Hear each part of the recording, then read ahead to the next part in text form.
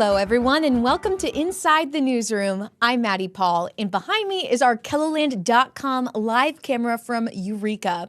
This is Inside the Newsroom. We bring you the trending stories of the KELOLAND area, and we bring in our newsroom staff members who created these trending stories every day that you see on our newscasts and online at KELOLAND.com. So let's get started right away from a perspective of one of our reporters for this first trending story. Here's some context.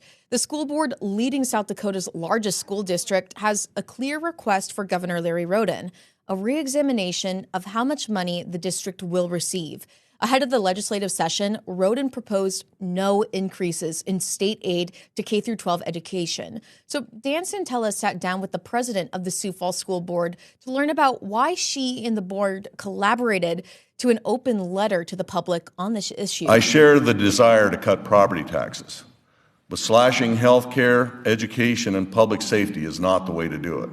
The governor is right. Simply cutting education is not the way forward. In this letter from the Sioux Falls School Board, the board says, quote, "Public education is not a line item in the budget. It is the infrastructure that keeps South Dakota strong, safe, and free," echoing a phrase favored by Roden with those final four words. The state has a target teacher salary of just under $63,000. Roden is proposing no change to this number. This is used to determine average teacher pay that a district must meet. Each ensuing year, this target teacher salary goes up by either 3% or the rate of inflation, whichever one is lower. Kelly wants to see a 2.54% increase in state funding. She also brings up Roden's wish to boost the amount of money stashed away for a rainy day. Historically, we maintain at least 10% of our overall budget for a worst-case scenario. Because of continued slower revenue growth and weakness in the farm sector, I'm advocating for an increase to 12.5%. The school board wants to see some of that money go toward K-12 education. We still have 90% of South Dakota kids getting a public education. And to drive home why she believes these discussions matter, Kelly recalls an interaction she had recently with a student and teacher. The teacher said, "Hey, my responsibility is making sure that what he wants to be on a weekly basis is what he can be and what he can become." Something all South Dakotans want to see happen. And Dan Santella joins us at the digital desk to talk more about this story. And Dan, I actually want to start with how you wrote the opening of the story, because I was hooked right away by the sound that you used from Roden. And then it was almost like a call and response with Nan Kelly speaking afterwards. So why did you decide to open the story like this? I like your reference of call and response, that classic music concept from jazz and blues. Well, because I think Kelly was quite purposeful in her interview to establish that agreement and establish that congruence with the governor. And that was also clear in the letter that the school board released as well. So, there was that linkage immediately and that commonality between them. It wasn't like, it wasn't like the school board was saying, we hate all of this and are opposed to all of this and we are mad. That wasn't it at all. The school board clearly, in how they wrote the letter, wanted to establish where they agreed, and that was, I think, a key point too. In this story, I was really struck by Kelly retelling an interaction she had with a student and teacher. That story, the teacher explained that there's a duty to build students to who they can become. And you ended the story on that note, which I felt was very powerful. Why is it so important to share these types of perspectives, especially when it comes to stories like these that are political? Sometimes stories along these lines that deal with a lot of dollars and cents and budgets and money and figures and numbers, you don't want to forget the people behind them. If we're talking about money allocated to education, yes, that's a number on a budget. That's something discussed in the halls of peer, but it also directly impacts kids and their learning and their futures, of course, their presence as well. So I thought it was important to highlight that. And Kelly was very purposeful in mentioning that, and that sort of put a bow on her whole statement and the school board's point in releasing that it is so invaluable, they see, to really focus money on these kids and to, in their view, reevaluate how the state, at least so far in the current budget process, has seen that. And that, that's also a reader or viewer can see themselves or their kids or, in the shoes of that child and that teacher. So it's a commonality for anyone who might be taking in this story. So what do you hope that viewers take away from a story? That I think it is, a budget address, which we saw on December 2nd is always a recommendation in South Dakota. It's going to be quite the process. It's clearly going to be an ongoing process, right? We have a lot of talk in this state, not only within the context of Pierre, but within the context of the campaign trail on property taxes. And funding for education is in focus for a lot of people. It's in the focus for every family who calls a state home. And so I think, yes, this was a story we did yesterday, but this would be an ongoing sort of focus that we'll have as reporters, too. I'm sure there's going to be a lot of stories about this throughout the legislative session. And, it starts now in less than a month. Yeah. Well, Dan, thank you for sharing these details here at the Digital Desk, and we'll see the updates that come for the future. Thank you again. Sounds good. Thanks, Maddie. Thank you. And still to come, Brookings residents react to Operation Prairie Thunder. Stay with us. We're going to have more on Inside the Newsroom when we come back after the break. And welcome back to Inside the Newsroom. Operation Prairie Thunder will be coming to Brookings this week, beginning on Wednesday. This is an initiative introduced by Governor Larry Roden. He says it has two separate goals. One, to crack down on crime and support ICE agents in deportation efforts across the state. Jordan DeSmit spoke with people in downtown Brookings about this initiative. Operation Prairie Thunder is expected to arrive in the Brookings area this week. The news worries some residents, including Hannah Jasko. I think people deserve a place to be safe and count on it. It makes me worried for my community because I really love this city and I love the people here, and I don't want anything to happen to my friends or my family or something like that. Bailey Stillwell lives in the area and also has concerns. She and Jasko are glad the city gave them a heads up. I was thankful that the city let us know that they were coming because I know there's people in town that are legal citizens, but their skin is brown and they feel like they could potentially be a target. I'm glad that the city did not participate. I'm glad they let us know. It makes me feel safer personally that they're looking out for everybody here. KELOLAND News also reached out to the city about the decision to not participate in the operation. We received a statement that said, quote, "At times, the city of Brookings partners with other law enforcement agencies. However, Operation Prairie Thunder is a state task force. Therefore, the city is not involved in the operations. The city cannot further comment on the advanced planning of the operation." And Jordan DeSmit joins us now at the Digital Desk to talk more about creating this story. Jordan, I want to start off by asking, before you even went out to Brookings yesterday, what kind of plan were you trying to figure out in your head about how you'd go ahead and get interviewees for this story? Well, first we reached out to the city. I did that even before I left, and I think Dan Santella, who you just had on, also reached out to the city last week and then on Monday morning. And so we were I went up there just kind of hoping I had an interview set up, but it wasn't. And so this is the first time I've had to do something like this. I walked into the city offices actually, and I just asked, hey, is anybody available to talk? And they said, well, no, we're going to decline, but we'll give you the statement. So then the plan shifted to, well, let's just find people downtown.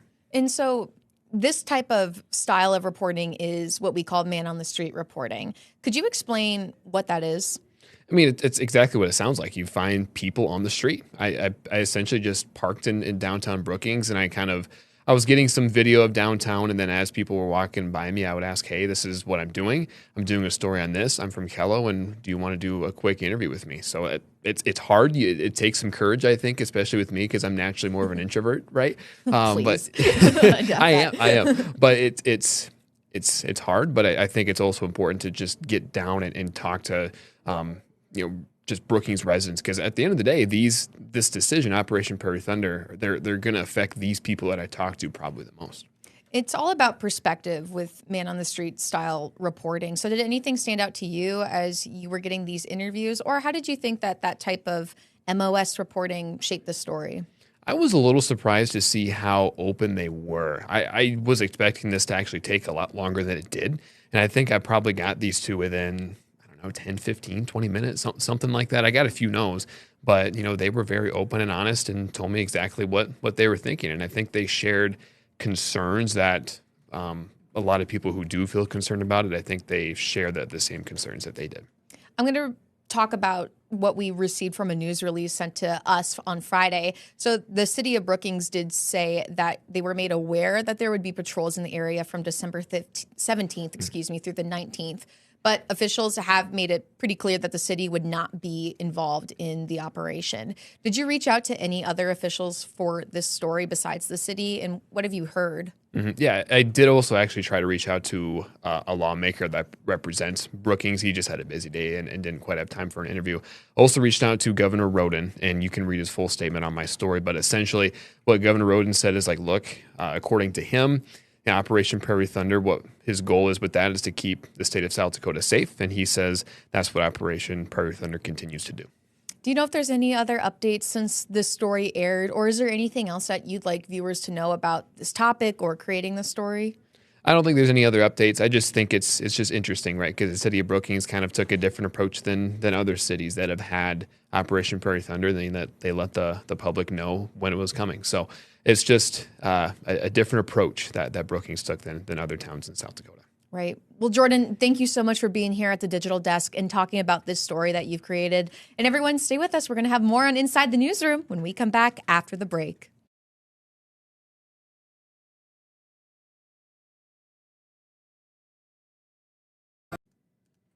And welcome back to Inside the Newsroom. Last week, I announced that we are giving the gift of KELOLAND Plus, meaning for 12 days, we are giving out one Roku stick to lucky winners who entered our 12 Days of KELOLAND Plus contest. So the winners in their names, we started that draw, I believe, on the 14th, December 14th. So that was on Sunday. And I haven't had a chance to announce any of the winners. But you can find who the winner is if you go to KELOLAND.com and look on that contest page for 12 Days of KELOLAND Plus. So I'm going to announce the winners now. It is time. So excuse me if I butcher a name. I'm going to try my best right here, okay? So from December 14th, day one, our winner was Sharon Brueggemann from Hartford, South Dakota. Congratulations, Sharon. Woo! I wish I had Scott Munt's button now. He has like an applause button that you can play, and it just starts, yay, for you. So we'll pretend, yay. So day two, so this was yesterday, on December 15th, was Laurelyn Hook from Wilmot, South Dakota. Boom, boom, boom, yay, yay, yay, Scott Munt's button applause. Now today's winner, and here's where I may butcher the last name a little bit, but I'm going to do my best, okay? Our winner for today on our 12 Days of KELOLAND Plus contest is Glenn Maxwiski from Wentworth, South Dakota. So a round of applause for Glenn. And again, you can look up all of these winners and see where you may stand in this 12 Days of KELOLAND Plus contest by going to our website, KELOLAND.com. And if you just go to this contest page, it will show all you need to know. Just go ahead and scan that QR code that you see on your screen right now. It'll take you to our homepage where you can find our 12 Days of KELOLAND Plus contest page. Now, it's going to be a mild week ahead for the start of winter, actually in the KELOLAND area. So we're going to meet up with Scott Munt and learn a little bit more about that. And also some holiday lights spectacular that's coming up. So stay with us. We're going to have more on Inside the Newsroom after the break.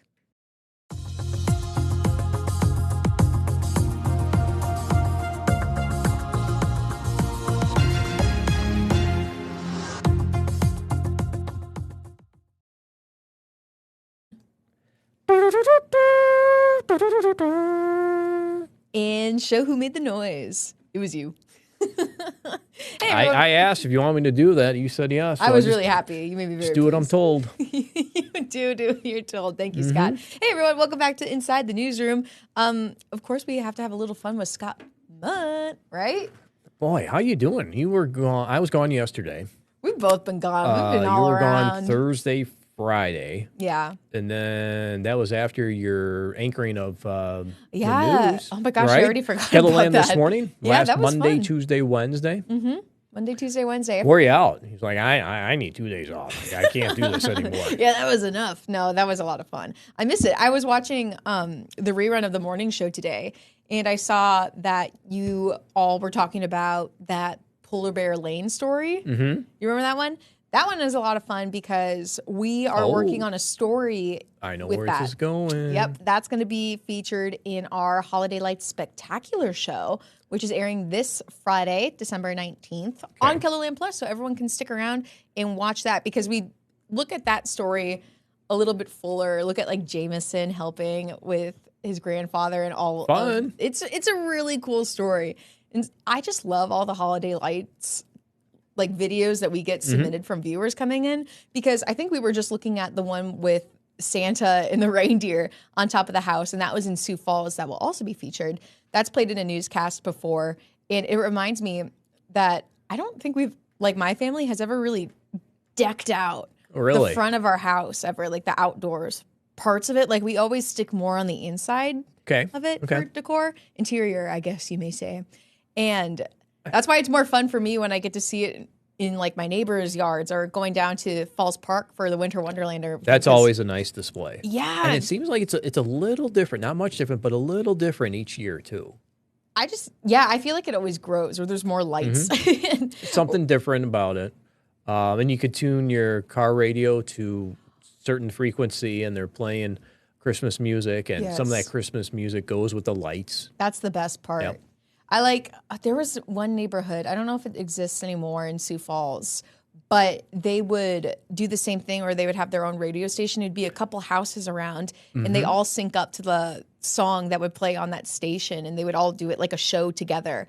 That stuff is so cool. If you have a community like that, let me know because that kind of stuff like takes a lot of work. Just has like for fun. For strangers and neighbors. And as a family, we've tried to go out and drive around Sioux Falls looking at these lights. And I can't remember the year. It was a while ago. Maybe 6-8 years ago, we went to this one neighborhood. They had Santa out there passing out candy canes to the cars that would come by. Isn't that neat? Any Grinches? Nope, not back then. Nobody was a Grinch then. Nobody was a Grinch then.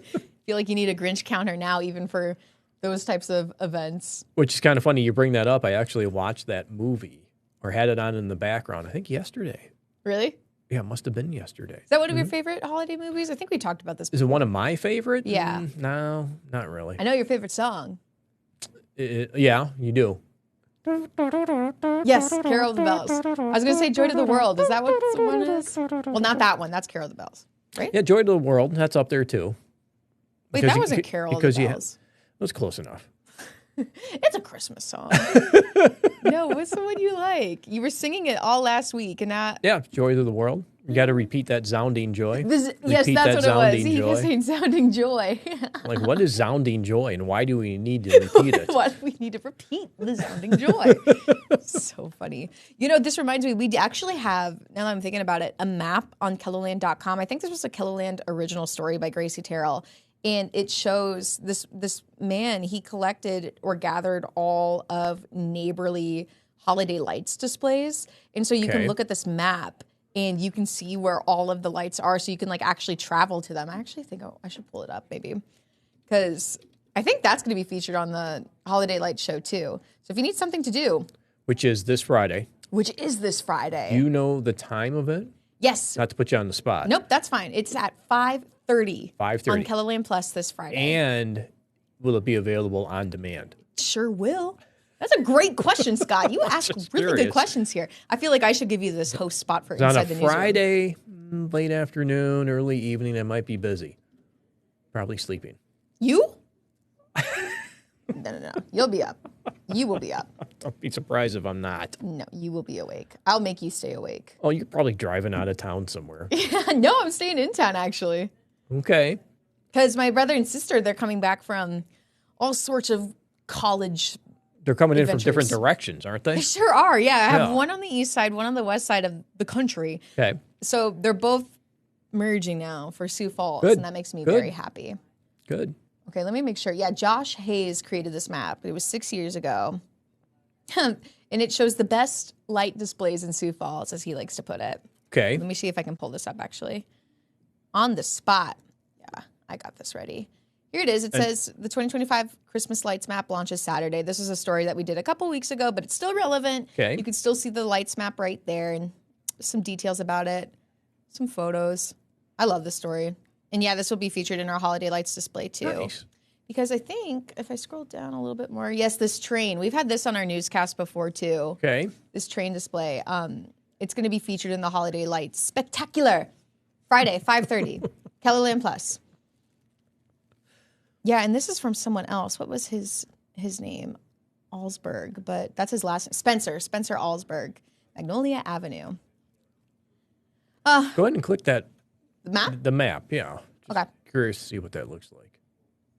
Oh. Your map, the Christmas magic. Wait, this is cool. It's This is cut very off cool. a little bit on That's okay. our end because I adjust that a little differently. Oh, here it is. Oh, Okay. it's got a whole list of them. Hold on. Let me make this look a little bit better for all of y'all. Let's do it. Just, Okay, and I see it going back to what you talked about before about those radio stations. Yeah. Lights on Lada, 97.7. I thought about that might be one of those locations that has something set up with the frequency. Oh, really? Wait, where do you see lights on Lada? Right, you just had your cursor on it, I number did? 23. Oh, yeah, there it is. Yeah. Oh, yeah. Oh, yeah. You're looking at the map. Just checking to see what's close to our. Yeah, is your neighborhood on here? Wait, don't answer Fireside.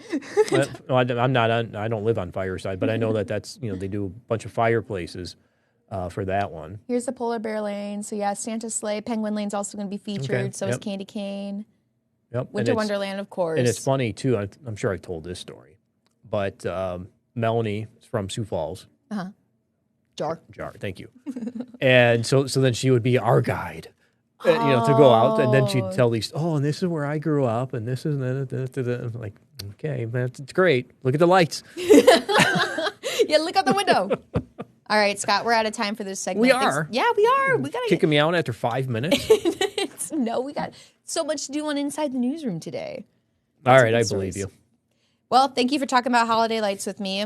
Why don't we plug one more time? Holiday Lights Spectacular this Friday, December 19th at 5:30, only on KELOLAND Plus. And it's on demand. And it will be on demand. Perfect. Until next time, everyone, thank you so much for watching and have a great day. Scott. This hand. Oh, there we go. Gotta get it on camera.